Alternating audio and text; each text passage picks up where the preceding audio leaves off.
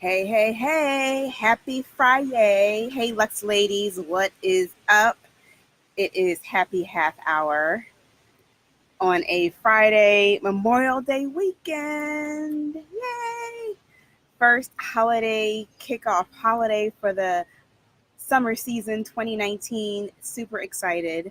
I'm doing big things here today, y'all. I am outside. First of all, I got the whole setup microphone, camera, and I thought I was on Instagram, but let me double check.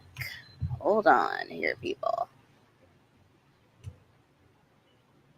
Going live.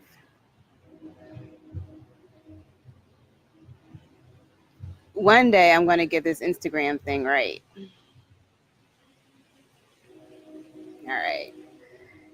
And I'm out on my deck, so welcome to the Oasis in Philadelphia. So I have to say, first of all, the weather here is amazing, simply amazing. A couple weeks ago, remember on Mother's Day, for those of you who were in Philadelphia, the weather was absolutely terrible. It was cold, it was rainy, and we had a couple of days of just like really yucky, rainy, cold weather. So here we are, a beautiful day. It's like 70 something outside, out on the deck, beautiful scenery behind me. I've got my favorite wine glass. It is 5 o'clock somewhere, and it is filled with water with ice. I have no spindrift. I got to do my Target run after happy hour today. But today, since it is a holiday weekend, we're going to talk about how to stay on track when you have all of these social events to go to, barbecues and family gatherings. All the restaurants are like, come see us. We got the outdoor seating. It's happy hour. We got specials. Come. It's food season. And that's what we like to do, right? We like to socialize on the weekends. We like to hang out with our friends and our family, kick back, relax, eat some good food, and just chill, right? So because it's a holiday weekend, I wanted to talk about, and if you're here, go ahead and say hi. If you're watching the replay, go ahead and just type replay in the comments. If you have any questions, feel free to type them in at any point in time, and I will go back and answer them. But I want to talk about how to eat and be successful when you're out socially eating. All right, so before we dig in, hello.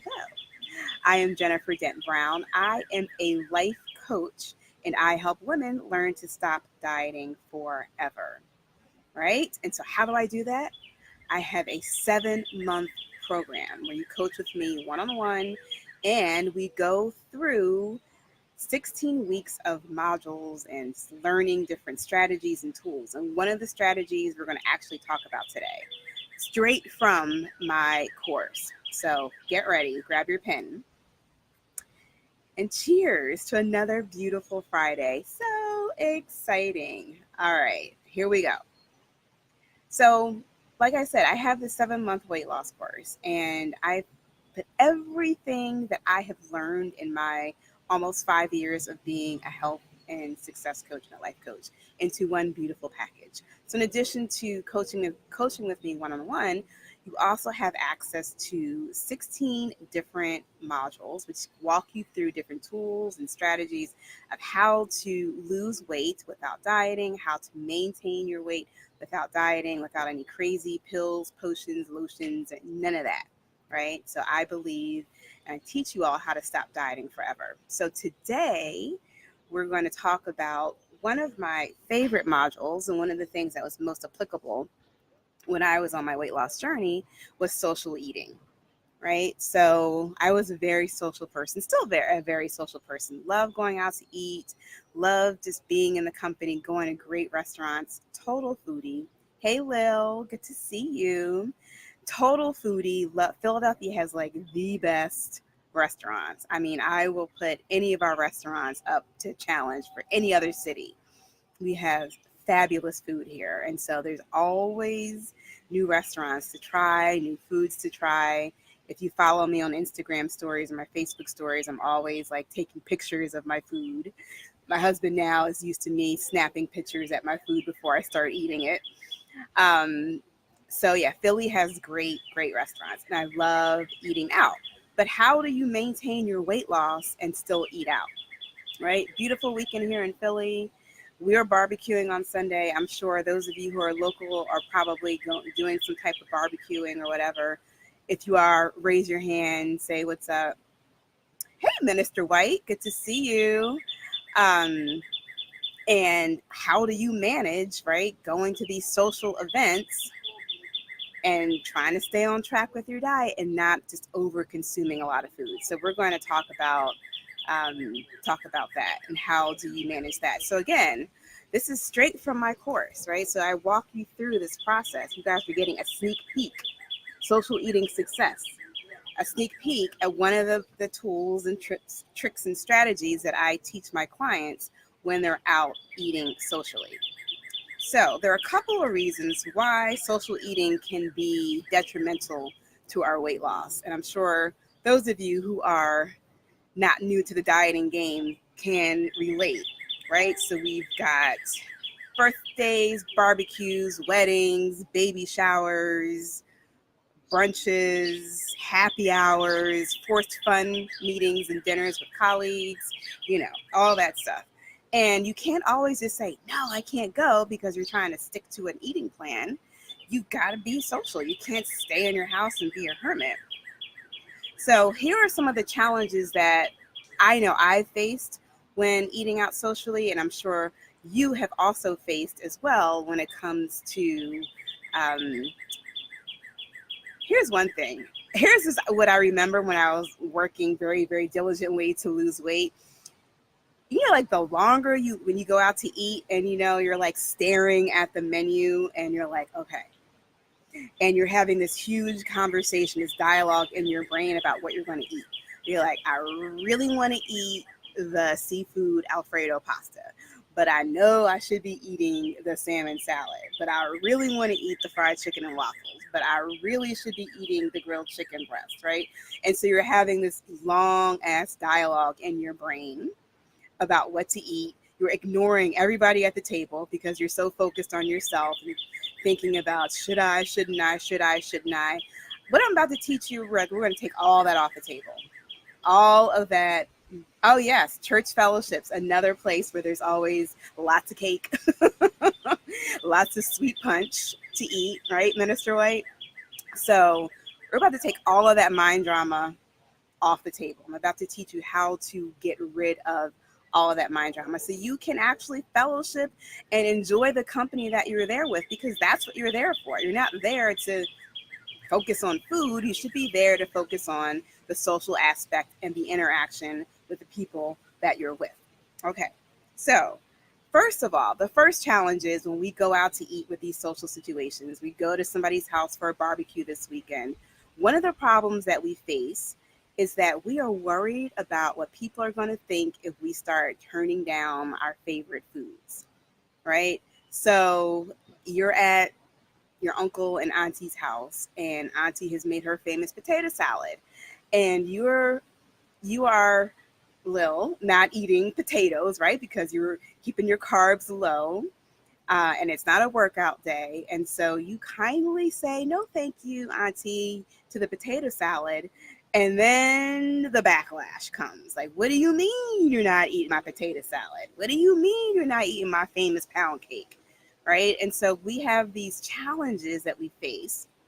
We go out to places like this or go to someone's house, and it's just easier to be like, you know what? I don't even want to hear her mouth. Give me the potato salad. I want to hear uncle's mouth because I'm not eating his ribs. Just give me the ribs, right? It's just easier to eat the food instead of disappointing someone or saying no.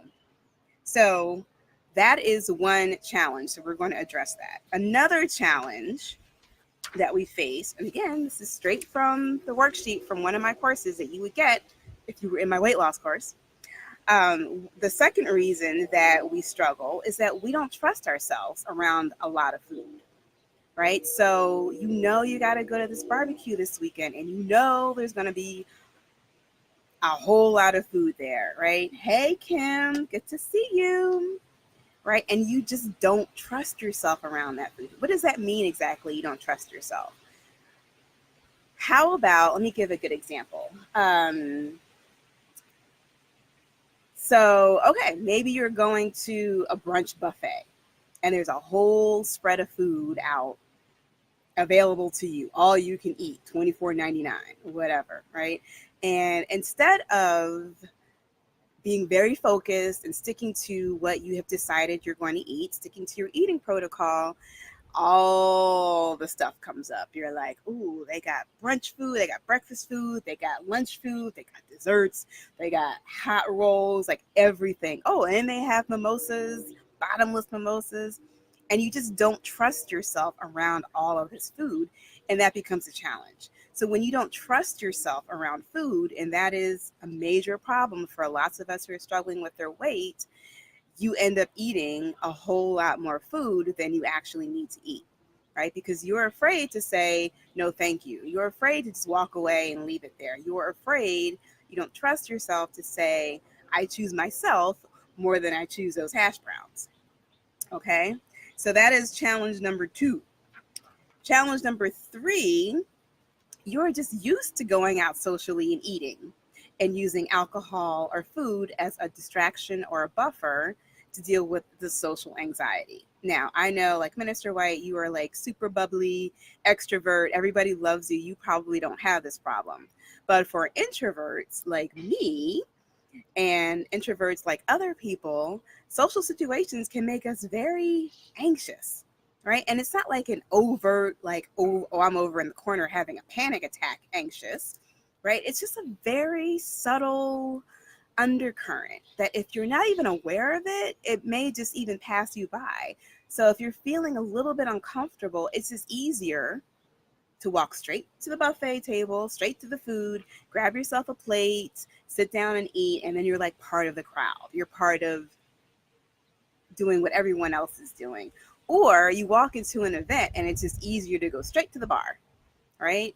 Straight to the bar. I remember when I first recognized the social anxiety, right? Because I didn't really know that I was socially anxious in some occasions. And so when I was very conscious of it and aware of it, and I was working to, practicing what I preach and becoming very aware and only eating on plan and eating on protocol, I had to go to a networking event. And I walked into this room of people. I was by myself. I didn't know anyone else there. And I was like, the anxiety, I literally felt the anxiety because now I'm more aware of it, right? I'm aware of the fact that, okay, I'm not using alcohol to buffer these feelings of uncomfortableness, right? So my initial, and back in the day, what I would have normally done is like, walk the room and go straight to the bar. It was an open bar, right? Everybody was standing around the bar. And that gives me something to do, right? Go to the bar. Then I could like stand around and look at people. And then I could have a glass of wine or a glass of Prosecco. And then I will like help calm my nerves. And then I could be extroverted and introducing myself and networking with other people, right? However, because I was, or for people who don't drink, maybe you just go straight to the food, right? Oh, there's the table with the food. That's the easy thing to do, right? Everybody feels comfortable grabbing a plate, looking at the food, picking around and putting food on your plate and eating it because that is a distraction from having to like interact with people you don't know and like be on, right? So I'm at this networking event. I realize, okay, I'm feeling very uncomfortable. I don't know anybody here. I sign in, I look around, open bar. I would have normally just gone straight to the bar and be like, all right, give me something to drink, sir. But I did not do that. I recognized the feelings. I was like, okay, this kind of sucks. This kind of feels uncomfortable. But what did I do? I walked around the perimeter of the room. I started smiling at people. And then I just thought, like, you know what? I bet you half of these people in here are just as uncomfortable as I am. You know how those networking events are, right? So what did I do? I just grabbed a bottle of water off the bar and I went and inserted myself into a conversation with women who looked as nervous as me. And I was like, hi, I'm Jennifer. I'm a life coach. And there we go, right? Anxiety over. But when I left that event, I was feeling amazing because I was able to avoid the alcohol. I was able to avoid the food on the table. They had some Mexican enchiladas or burritos or something that looked very yummy, but I decided I wasn't going to eat it, and I was just going to like address the uncomfortable feeling and just work with it, right? And it was okay. And so I was able to attend the networking events. I was able to overcome my social anxiety without buffering, and I was able to make some connections and leave the event feeling really, really good, right? I was able to leave the event and not kick myself or be upset because I can't believe I had 4 glasses of wine and I said I wasn't going to drink, right? How many times have we done that? So, the buffering is something that a lot of us do. So, think about when you go to social events and you're not really comfortable or you don't feel like being there, eating and drinking is like the easy thing to do. And so, our primitive brains will always be like, go to the bar, go get a plate, go eat. And that is the first thing we do because it's easy. And then you have Auntie over here like, baby, have some cake. And you're like, okay, Auntie, it's just easy to eat the cake, right? And yes, you could be socially anxious in a room full of people you don't know or your family members, right? Because if there's some stuff going on, they can make you very anxious. And so food is a great comforter. So those are the three biggest challenges that I see within myself and also within my clients of what happens when it's time to eat socially. So this is the important part. This is where I want you to grab your pen, grab your paper, get your notes out app on your phone, and we're going to go through this worksheet. All right, I'm going to walk you through the worksheet. This is what I share with my clients, and I have them do this. In fact, in our private Facebook group today, I was like, who's going to a barbecue this weekend? Who's celebrating the Memorial Day holiday? And I was like, if you are, I want you to review Module 7 and fill out the worksheet, Successfully Eating When You're Out Socially. All right, so very simple. You write down, pen and paper. There is something about writing down your thoughts, right? And writing down things that are happening in your head and getting them out of your head and on paper. Because we have a tendency to make things a whole lot bigger and a whole lot more dramatic than they actually are. So if you're worried about where you have to go, we're going to just break it down and make it super simple. So on this social eating game plan, what are we going to write down? The name of the event. What is it? Where is the location of the event? Who is going to be there? What food will be there if you already know? And you're going to write down which of these foods will be most tempting. If you know, write them down. So what this process is essentially doing is helping you break down this huge, potentially dramatic event and taking the bigness and the anxiousness and the massiveness of it all and making it really small and really simple. And we're going to break it down, right? So if you don't have a plan for the weekend and you're like, oh man, 3 days, beautiful weather, we got stuff to do, but I know I'm not going to be able to stay on plan. I know I'm not going to be able to stick to what I need to stick with. This is for you. So you need to pull out your pen, pull out your paper, and write stuff down.